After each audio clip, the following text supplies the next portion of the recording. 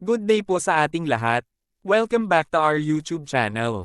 Gusto mo ba makita ang account mo sa GSIS gamit ang iyong cellphone?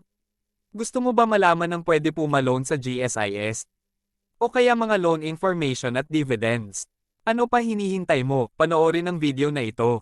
Pero bago tayo magsimula, please huwag kalimutan mag-subscribe sa ating channel para makatanggap ka pa ng mga videos na kagaya nito. Pagkatapos po ay isa-search po natin ang GSIS Touch. Yan. So, GSIS Touch. Makikita po natin naman, install po natin yan. Hintayin lang po nating ma-download yung GSIS app and then click po natin yung open. Ito po yung makikita nyo sa homepage ng GSIS Touch after po nyong ma-download. I-click po natin yung eGSIS Mo Mobile para po makapag-create po tayo ng account. Dito po ilalagay po natin yung ating BP number.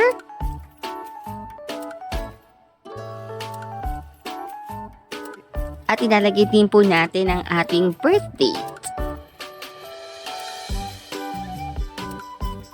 And after po natin mailagay yung mga details na yan, i-click po natin yung register.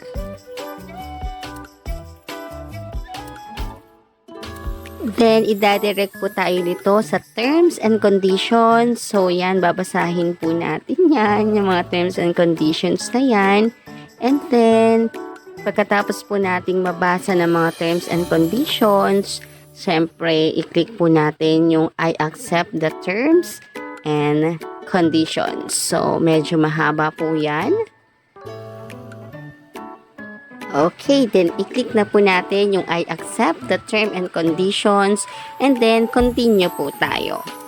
After po niya, i-direct po tayo sa data privacy statement. So, babasahin po uli natin and then click the I accept the data privacy statement. After po niyan, i-direct naman tayo sa identity validation. So, yan po, magrara na po siya. And then, magsesend po yan ng one-time PIN po sa inyong cellphone number na nandoon po sa inyong database. Okay po, kung tama po yung number na yan, makaka-receive na po kayo ng message from GSIS Touch app.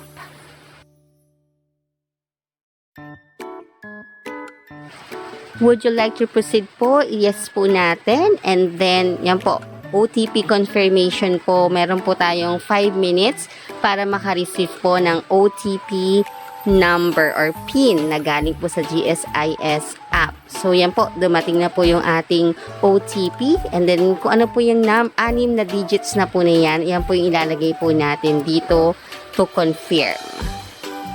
Then, after po nating ma-input yung ating OTP, pupunta po tayo dyan sa may message po na, "Hey there, Rayson, welcome to eGSIS Mo Mobile." So, ngayon po mag-create po tayo ng mobile account. So, yung red po na makikita nyo dyan, yan yung po yung mga ilalagay ninyo. So, kailangan po natin siyang sundin para po maging green po siya. Pag naging green na po siya, ibig sabihin na comply nyo na po lahat yung mga kailangan doon sa requirements para dun sa inyong mga username. And then, yung nickname is optional. So, kayong bahala kung gusto nyo yung lagyan. And then, of course, your password. So, kailangan natin maglagay ng password. So, yung password din, meron din siyang mga identificators na kailangan nating sundin para i-accept siya ng system. So, yan. So, mag-iisip tayo ng mga madadaling password na madaling maisip at hindi madaling makalimutan para hindi tayo mahirapan sa pag-login. Okay? Ayan. So, dapat makikita nyo na yung password nyo is match and then i-check nyo kung lahat naka-green na lahat para alam natin kung nakapag-require na nakapag-comply na tayo dun sa ating requirements for the system. And then after that, pwede nyo isulat yung mga username nyo tsaka yung password para hindi nyo siya makakalimutan talaga. Diba? Kasi mahirap naman mag-reset ng mga username and password. And then after that, create account. Then, nakikita nyo yung message na success, user successfully registered. You may now log in. Ito na yung makikita nyo after, yung username nyo, and then yung password, lagay natin. Ayan. Then, after nating malagay, so yan, maglalagay siya ng message na yan, the biometric login. Pwede nyo siyang yes para mas madali. Kahit na makalimutan nyo yung password, meron mga fingerprints to next time to log in. So, mas madali, diba? So, put lang natin yung fingerprints natin. Then, fingerprint recognized. Then, yan na po. Logging in na po tayo sa ating system. So, yan. Good evening, Rayson.